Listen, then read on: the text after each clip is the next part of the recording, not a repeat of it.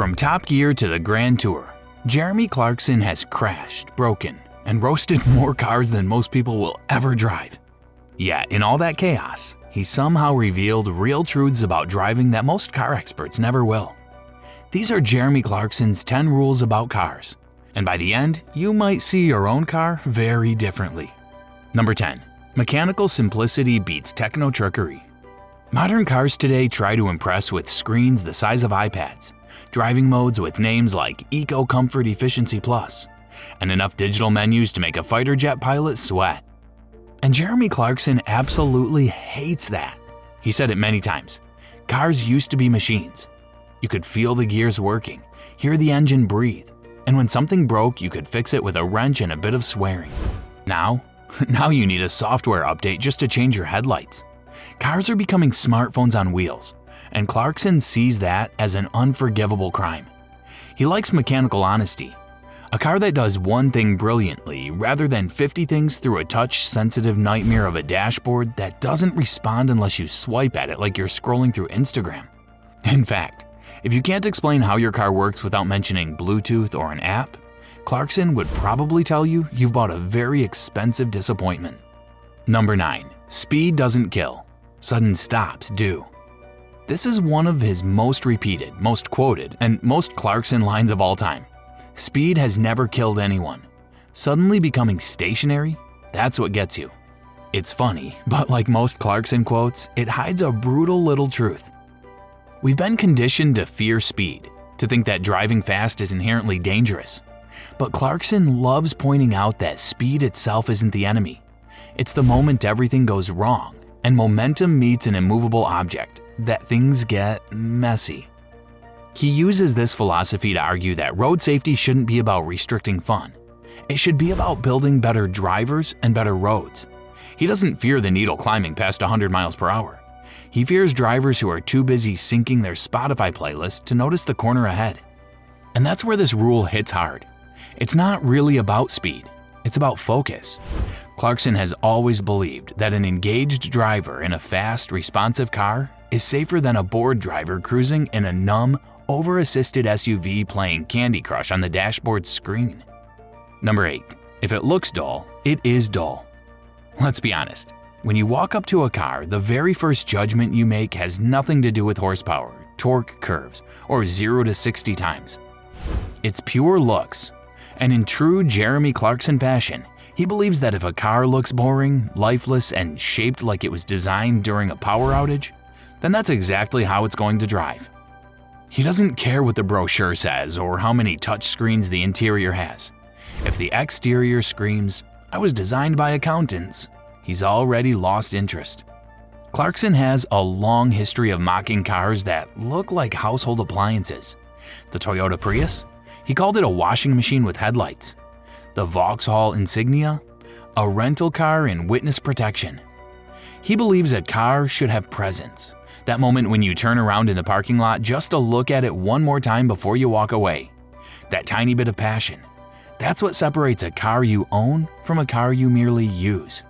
In his world, good cars don't blend in. They announce themselves. They don't have to be supercars either. Even something simple like a Golf GTI or a Mustang stands out in a way that makes you grin before you even touch the door handle. And Clarkson's rule is simple.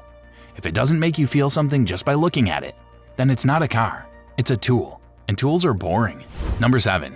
A car must be fun, or at least entertaining.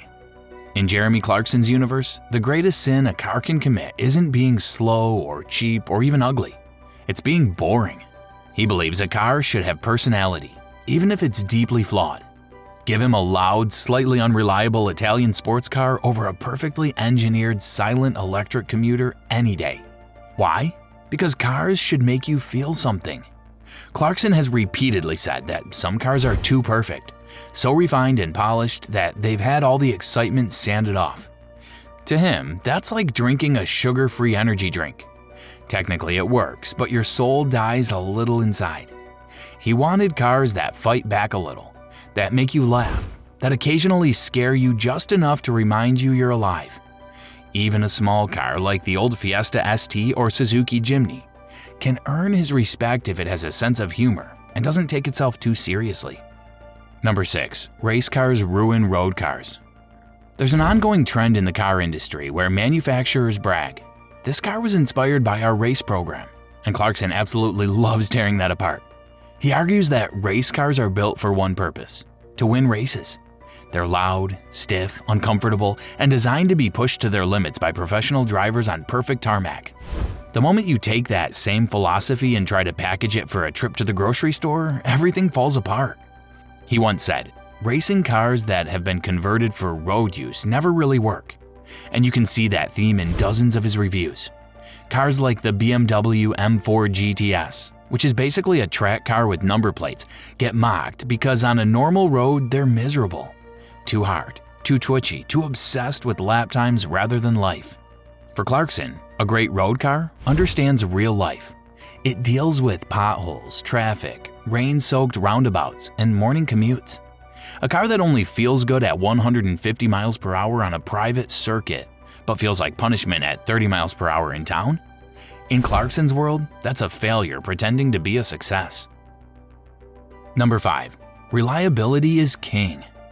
Clarkson has driven some of the most desirable machines ever built, and an alarming number of them have left him stranded at the side of the road. It's why he often mocks the very concept of dream cars, because dreams don't normally involve calling a tow truck at 2 a.m. on the M25. Here's his philosophy. It doesn't matter how fast, how expensive, or how iconic a car is. If it doesn't start in the morning, it's scrap. He's openly blasted cars like older Alfa Romeos, Lotuses, and some high-strung supercars for one simple reason. They break your heart along with your bank account. Some people say reliability is boring. Clarkson sees it differently. In his view, reliability gives you the freedom to actually enjoy your car without being terrified that a warning light means you'll be taking out another mortgage. When a car is dependable, you stop thinking about it and just drive it. And that's when true enjoyment starts. Number 4. Tires matter more than your engine. Clarkson has always had this almost unspoken rule. You can have the greatest engine in the world, but if your tires are rubbish, you're basically driving a very loud shopping trolley. It's not as flashy as talking about V12s or turbochargers, which is probably why most people ignore it. Right until they end up sliding helplessly across a wet road, wondering where it all went wrong. He's demonstrated this countless times on Top Gear. Give one car good tires and the other mediocre ones, and suddenly the more powerful car loses. It's a lesson he loves to hammer home. Grip is everything. You could have 600 horsepower and an exhaust that sounds like thunder having an argument with a volcano. But if your tires can't translate that into traction, you're just making noise and going nowhere. Clarkson isn't a fan of overly technical car talk, but when it comes to tires, he gets surprisingly serious. He knows they're the only part of the car actually touching the ground. 4 tiny patches of rubber deciding whether you stick to the road or become a YouTube crash compilation. It's one of those rare sensible points he makes, cloaked in a layer of sarcasm to stop people from thinking he's gone soft. Number 3. A car without sound has no soul. If there's one thing that annoys Clarkson more than boring hybrids and silent EVs, it's artificial noise pumped through speakers.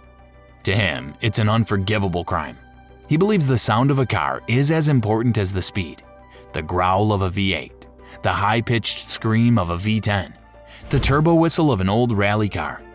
Those sounds tell a story. They make the hair on your arms stand up. They warn pedestrians.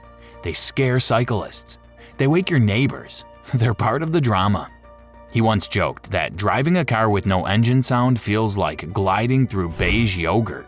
It's too clean, too polite, and Clarkson doesn't like polite cars. He believes a great engine should shout. He wants a car that clears its throat before taking off. Something that snarls when you downshift and cracks like a thunderbolt when you lift off. Sure, modern regulation is trying to silence everything fun on 4 wheels, but Clarkson sees that as yet another reason to fight back. To him, a mute car is worse than a slow one, because at least a slow car can still make a joyful racket. And that, in his world, is what gives a machine soul. Number 2. Don't buy what everyone else is buying. This is peak Clarkson. He's made a career out of mocking trends, especially car trends. When everyone started buying crossovers, he called them cars for people who hate cars. When the world praised eco-friendly hybrids, he joked that they were perfect for people who enjoy feeling smug at 7 miles per hour. And when electric cars became fashionable, he didn't hold back, labeling some of them as virtual signaling golf carts with anxiety. Clarkson believes that car enthusiasm is personal. It's about taste, passion, and yes, sometimes irrational decisions. He hates the idea of buying a car simply because it's popular. Popularity means it was designed to appeal to the widest group possible, which also means most of the personality was sanded off to avoid offending anyone. If everyone is driving the same gray SUV with LED eyebrows and a fake sporty badge, he'll tell you to do the opposite. Buy the weird coupe, get the old school V8, pick the impractical convertible with terrible fuel economy and a boot so small it can only fit a sandwich. Because at least then you bought something because you wanted it, not because a lifestyle ad told you to. Number 1. There's always a better car. No matter what you buy, love, or defend online with your entire soul, there's always something better. And that's not a depressing thought in Clarkson's world, it's the joy of it. You see, normal people buy a car and say, "This is perfect, this will do." Clarkson sees that as a spiritual defeat. To him, cars are not just transportation, they're a constantly shifting pursuit of something more. More noise, more power, more drama, more personality. It doesn't matter if you drive a 300,000-pound Ferrari or a 3,000-pound used hot hatch. Give it 6 months, one magazine feature, and a late-night YouTube binge, and suddenly you're browsing classifieds again. You're thinking, maybe I need a V8 in my life. Maybe I deserve something a bit more ridiculous. Clarkson lives in that exact space, that craving, that restless itch car enthusiasts know all too well. When filming Top Gear, he'd call a car the best thing ever made by humans, only to drive something else a few episodes later and declare that one even better. And that's not hypocrisy, it's what keeps car culture alive. Because loving cars means never being done. It's a journey, not a destination.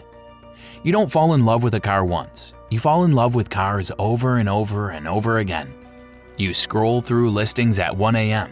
You watch POV exhaust sound videos like they're cinematic masterpieces.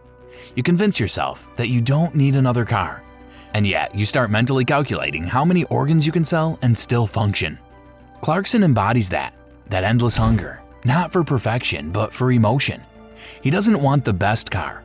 He wants the next car that makes him laugh, shout, swear, or grin like a maniac behind the wheel.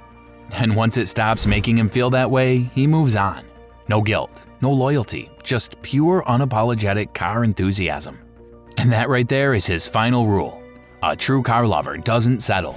There's always a better car out there, and chasing it is half the fun. So there you have it, 10 rules from a man who has broken more cars than most people have changed tires. And honestly, that's the beauty of Jeremy Clarkson. He doesn't want you to agree with him. In fact, he expects you to argue, to rant, to yell at the screen about why your sensible crossover is actually great. But deep down, every car enthusiast watching this knows he's right more often than we want to admit.